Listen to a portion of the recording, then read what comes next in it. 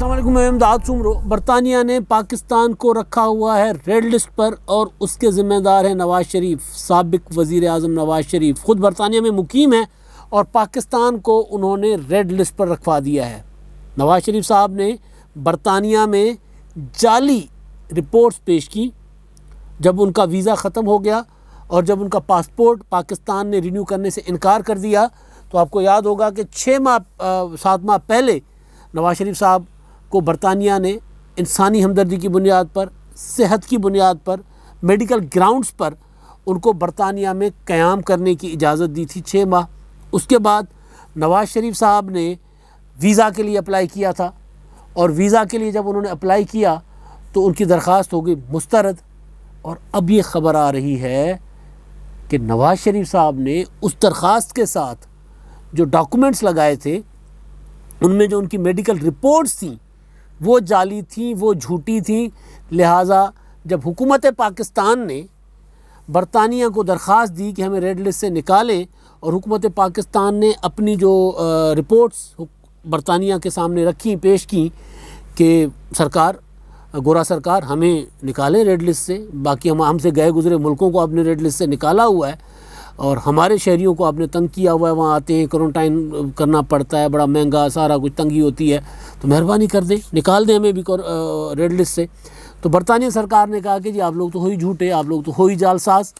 लिहाजा बरतानिया सरकार ने हमारी हुकूमत की दरख्वास्त मानने से इनकार कर दिया। ये मैं नहीं कह रहा, ये मेरी ख़बर नहीं है, ये ख़बर है हुकूमत पाकिस्तान, वज़ीर आज़म इमरान ख़ान साहब के करीबी साथी MN अली नवाज़ अवान साहब की। उन्होंने कहीं इधर उधर गॉसिप नहीं की, उन्होंने इधर उधर यानी होता है ना कि किसी ड्राइंग रूम में बैठकर, किसी चाय खाने में बैठकर, किसी कॉफ़ी शॉप में बैठकर, कोसार मार्केट में या प्रेस गैलरी में किसी सहाफ़ी को आकर कान में ये बात नहीं बताई। उन्होंने ये बात की है TV टॉक शो में, और TV टॉक शो में उन्होंने ये इंकशाफ किया है कि नवाज़ शरीफ साहब हैं ज़िम्मेदार पाकिस्तान के रेड लिस्ट में रहने के। हम ढूंढ रहे थे, बरतानिया हमें जो बात कर रहा था कि जनाब आपकी जो टेस्टिंग कैपेसिटी है या जो वो उसमें आप जितने टेस्ट करते हैं उससे रेशो का पता नहीं चलता कि पाकिस्तान में कोरोना के कितने मरीज़ हैं। आगाज़ से ही दुनिया हमें कह रही थी कि जनाब टेस्टिंग ही सबसे बेहतरीन मौसर इसका वो है, इसको रोकथाम का ज़रिया कि आप टेस्ट करेंगे, पता चलेगा किस इलाके में ज़्यादा कोरोना है तो आप रोक सकेंगे उसको, उस इलाके में लॉकडाउन करेंगे या वहाँ पर इक़दामात करेंगे। लेकिन बहरहाल हम टेस्टिंग में दुनिया के सबसे पीछे तरीन मुल्कों में थे। वैसे तो हम कहते रहते हैं कि दुनिया ने हमें फ़ॉलो किया, लेकिन ये बातें सिर्फ कहने की हद तक हैं। तो बहरहाल वो एक जवाज़ उन्होंने बताया था, उस तरह के दूसरे जवाब कि आपके इक़दामात इस तरह संजीदा नहीं हैं, लिहाजा हमने आपको रेड लिस्ट पे ही रखना है। लेकिन हम तो ये समझ बैठे थे, लेकिन अब जब हुकूमत की तरफ से ये बात सामने आई है तो फिर ज़ाहिर है बंदा क्या करे, सर पकड़ के बैठ जाए। वो क्या है, मैं रोऊँ या हंसूँ, करूँ मैं क्या करूँ, इस कैफियत में बंदा चला जाता है। जिस टॉक शो में, गरीदा फारूक के टॉक शो में जब ये एजाज़ अवान साहब ये बात कर रहे थे तो वहाँ पर राना तनवीर साहब और चौधरी मंजूर साहब, मुस्लिम लीग नून के राना साहब, पीपल्स पार्टी के चौधरी साहब, वो बैठे हुए थे, बशमूल मेज़बान और बाकी दोनों मेहमान यानी पैनल गेस्ट जो थे, वो सारे इस बात पे हंस रहे थे कि यार ये आप क्या दूर की कौड़ी निकाल के लाए हो कि बरतानिया इस वजह से पाकिस्तान को रेड लिस्ट पर रखे हुए है कि जी हमने, हमारे जो साबिक वज़ीर आज़म हैं उन्होंने अपनी मेडिकल रिपोर्ट झूठी पेश की, जाली पेश की। वो हंस रहे थे और वो संजीदगी से उस बात को, जी बिल्कुल जी, वो देखे ना वहाँ उन्होंने हमें कहा कि जी आपको तो आपकी जो रिपोर्ट्स, आपके साबिक 3 बार के प्राइम मिनिस्टर ने जब जाली रिपोर्टें जमा कराई हैं तो हम आपकी रिपोर्ट्स को पर क्यों एतबार करें। लेकिन हमने उनको दोबारा दरख्वास्त की, हमने दोबारा कहा है तो वो कंसीडर कर रहे हैं।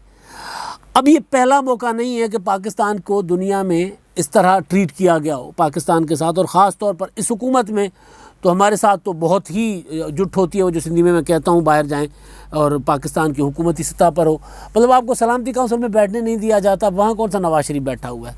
अफ़गानिस्तान जैसे मसले पर वहाँ पर इंडिया इतना स्ट्रॉन्ग है, इंडियन लॉबी इतनी स्ट्रॉन्ग है कि वहाँ पे आपको 1 इजलास नहीं, 2 इजलास नहीं, 3 इजलास हो जाते हैं, आप दरख्वास्तें दे देकर थक जाते हैं, आपको कहते हैं जाएँ, आपका क्या काम है यहाँ पे। ये फॉरेन पॉलिसी का इशू है ना, तो वहाँ कौन सा नवाज शरीफ साहब जिम्मेदार हैं। और यहाँ पर एक कौम को ये बता रहे हैं कि जनाब नवाज शरीफ साहब जिम्मेदार है, हर मसले का जिम्मेदार। पिछली 10 साल हुकूमतें یا پھر نواز شریف صاحب کی جعلی رپورٹیں. اچھا جی جعلی رپورٹیں. عمران خان صاحب بھی یہ کہتے رہے کہ جناب نواز شریف صاحب جو ہیں وہ جعلی رپورٹوں پر, جعلی میڈیکل ٹیسٹوں پر باہر گئے.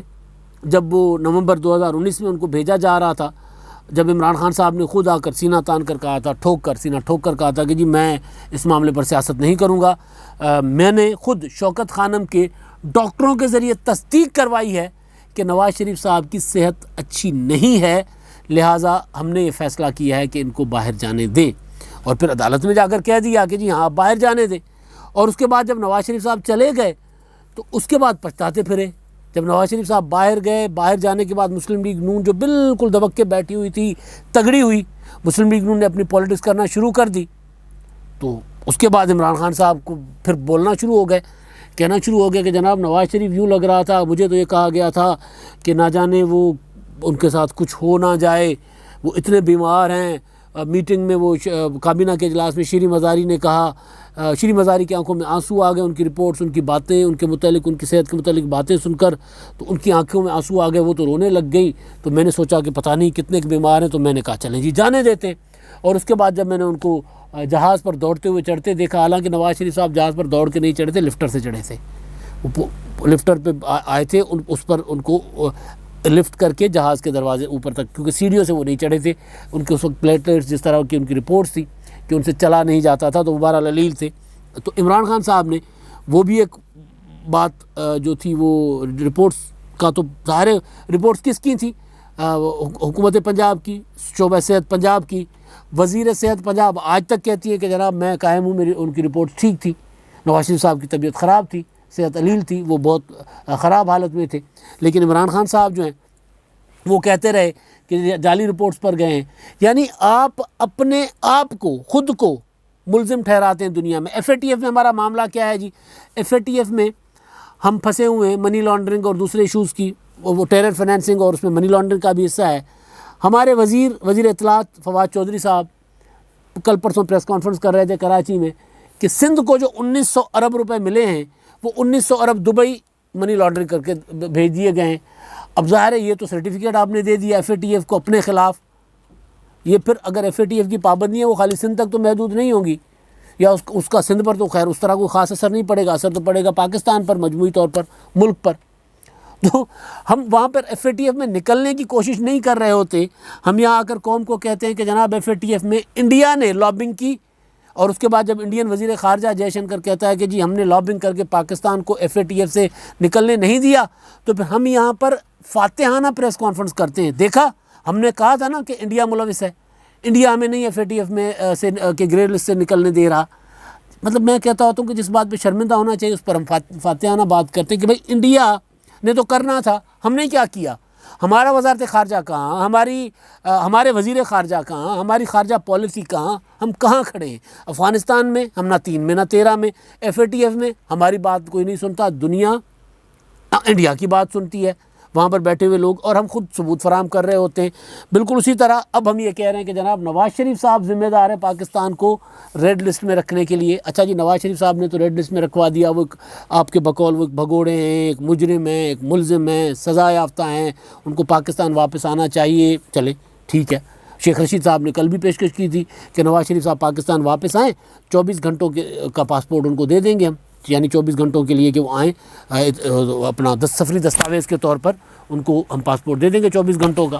اچھا وہ نواز شریف صاحب کو, وہ تو بہرحال وہاں پر ہیں, وہ وہاں پر مجرم ہیں, ملزم ہیں, بھگوڑے ہیں, جو بھی ہیں. آپ کہاں ہیں, آپ کی حکومت کہاں ہے؟ ہر چیز اگر نواز شریف صاحب کر رہے ہیں تو آپ حکومت چھوڑ دیں بھائی. مہنگائی نواز شریف کر رہے ہیں, ڈالر کا ریٹ نواز شریف کی وجہ سے بڑھ رہا ہے, 167 روپے پہ چلا گیا, 167 ڈالر چلا گیا نواز شریف کی وجہ سے. قرضہ 8 ارب روپے تھا نواز شریف کے دور میں روزانہ کا, آپ نے اس کو بڑھا کر ڈبل کر کے 16 ارب کر دیا ہوا ہے بیرونی قرضہ.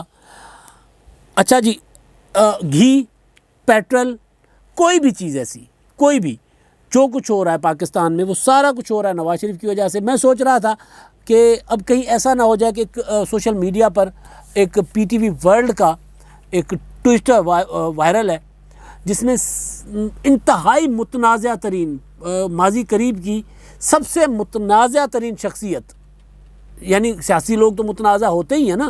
کوئی غیر ملکی آئے یہاں پر آ کے قیام کرے, کسی این جی او کا بندہ, بڑے بڑے غیر ملکی این جی اوز میں یہاں پر کام کرتے ہیں, بہت اچھے اچھے کام کرتے ہیں. این جی او میں کام کرنے کے نام پہ سول سوسائٹی کے نام پر ایک خاتون ٹھہری ہوئی ہیں پاکستان میں, سنتھیا ڈی ریچی. پاسپورٹ نہیں تھا, پاسپورٹ اپنا ویزا نہیں تھا, ویزا کے بغیر ٹھہری ہوئی تھی. انہوں نے ہمارے سابق وزیر اعظم یوسف رضا گیلانی پر الزام عائد کیا ہراس کرنے کا, انہوں نے رحمان ملک پر الزام عائد کیا ہراس کرنے کا. انہوں نے یہاں تک کہہ دیا تحریک انصاف والوں کو کہ چپ کر جاؤ ورنہ میں نے آپ لوگوں کے نام لے لینے ہیں. وہ سنتھیا ڈی ریچی پھر کچھ دن پہلے ان کی وہ اپنے کمرے میں بے ہوش پائی گئی اور وہ اس کے بعد ہاسپٹل داخل کی گئی, اور انہوں نے کہا کہ جناب میں بعد میں بتاؤں گی کہ میرے ساتھ کیا ہوا ہے. کوئی انڈینس کہہ رہی تھی کہ آئے تھے, بہرحال جو بھی ان کا وہ معاملہ ذاتی معاملہ تھا.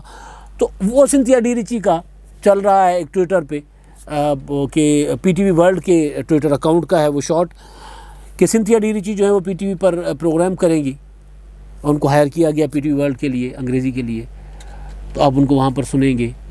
تو میں سوچ رہا ہوں کہ وہ ظاہر ہے جب متنازع ہو جائے گا معاملہ تو پھر یہی کہا جائے گا کہ سنتھیا ڈی ریچی کی پی ٹی وی میں لگنے کی وجہ بھی نواز شریف ہے. تو اگر سب کچھ نواز شریف کر رہے ہیں, اگر آپ کے ملک کو اسی طرح نواز شریف صاحب نے کنٹرول کیا ہوا ہے, آج بھی لندن میں بیٹھ کر بھی ان کی آواز پی ٹی وی پر نہیں, ٹی وی پر, پی ٹی وی کیا کسی بھی ٹی وی چینل پر نہیں چل سکتی. اخبارات بھی چوری چوری چھپ کے نیچے ہیڈ لائنز میں نہیں, اندر جا کے وہ جو بقیہ میں نواز شریف کا وہ جو تقریر کا تھوڑا سا ذکر کر لیتے ہیں, ابھی کیا انہوں نے کراچی والے جلسے کی وجہ سے.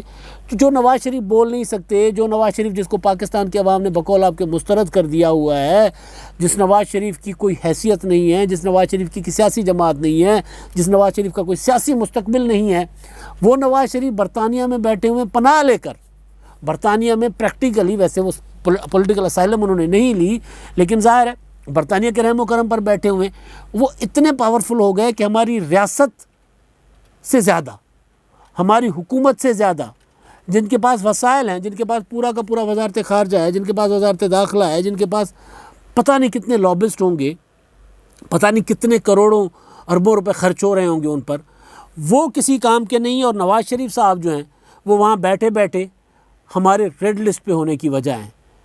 یعنی اصل بات یہ ہے کہ ہم نے کچھ کرنا نہیں ہے. عمران خان صاحب نے جو کہا تھا نا, وہ ایک بات کے پکے ہیں, پروپیگنڈا کرنے کے, الزام کسی اور کے سر تھوپنے کے.